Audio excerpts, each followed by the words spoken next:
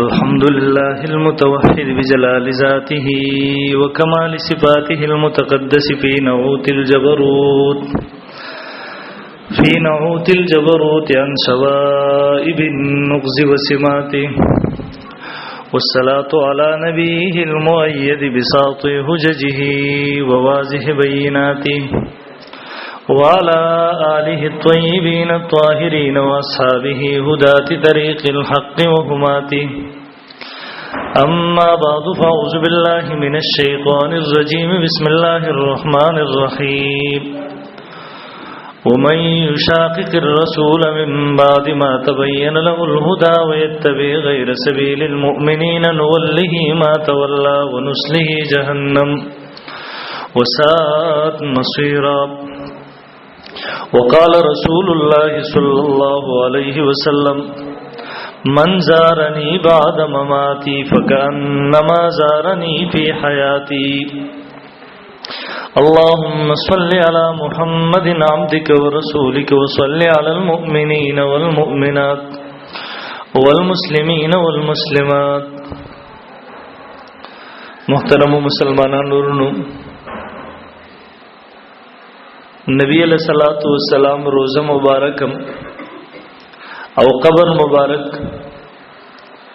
کمزې کې چې نبی علیہ الصلوۃ والسلام د وفات نرسته دفن دی، دې باندې د مسلمانانو اجماع او اتفاق دی چې د نبی علیہ الصلوۃ والسلام روزه مبارک او قبر مبارک د په مدینه منوره کې دی، او په دې خبره باندې هم اجماع او اتفاق دی چې د نبی علیہ الصلوۃ والسلام د روزه مبارک د جنت د باغونو نه یو باغ دی. محترم، د نبی علیہ الصلوۃ والسلام روزه مبارک دا اصل کې د ام المؤمنین عائشه صدیقه رضی الله تعالی عنها هغه حجره ده کوم کې چې په ژوند باندې نبی علیہ الصلوۃ عائشه رضی الله تعالی عنها اوسېده.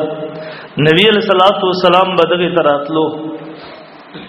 بیا د وفات نرستم دغه حجره مبارکه ته دا شرف حاصل دی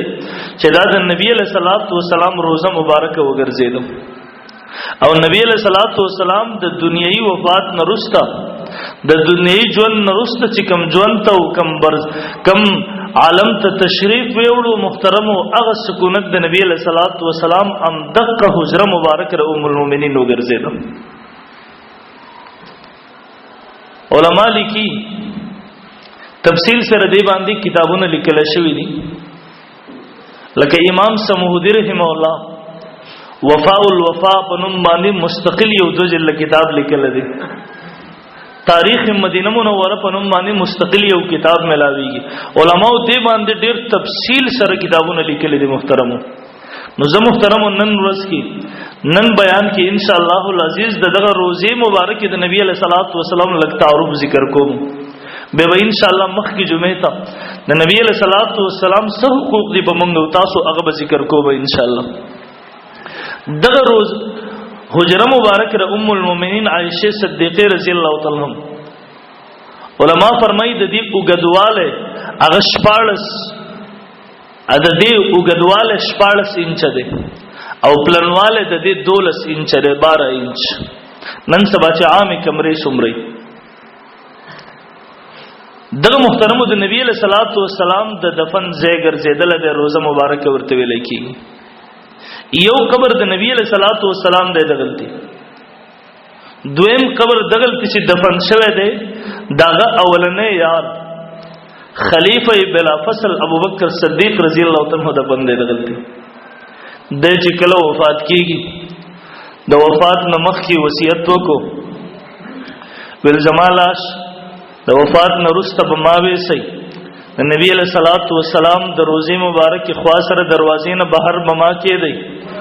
علی رضی الله تعالی عنہ فرمایي دو قسم روایت دي. علی رضی الله تعالی عنہ فرمایي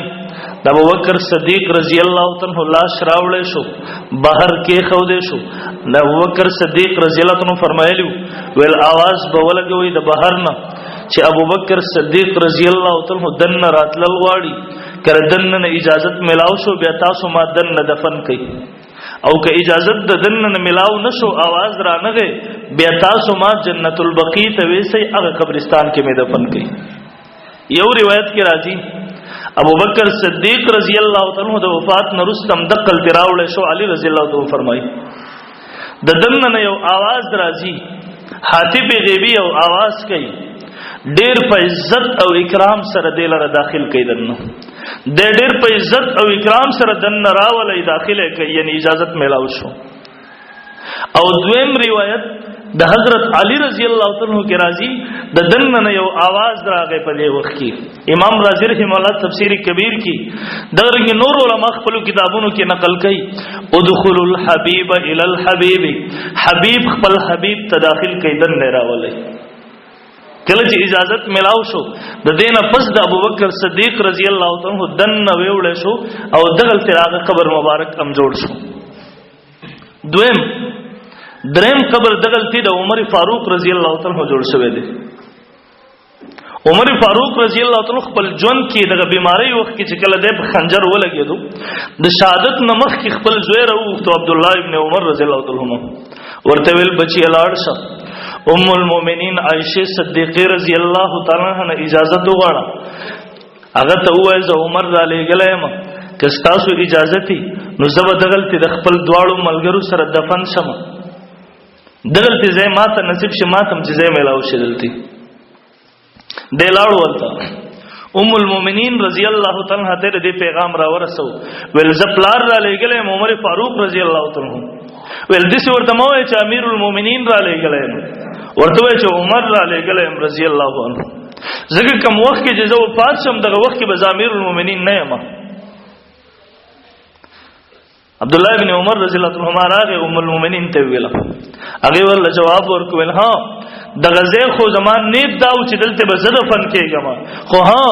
ز ام المؤمنین ته خپل ځان باندې ترجیح ورکوم دلته به ماغه دفن شي. بیا عمر فاروق رضی الله تعالی عنہ ته عبد الله ابن عمر راغه ول سو شو بچیا وته هم دغه سي اجازه وشو ول ها بچیا چې کله زشه زما د وفات نه رستا التب ورشي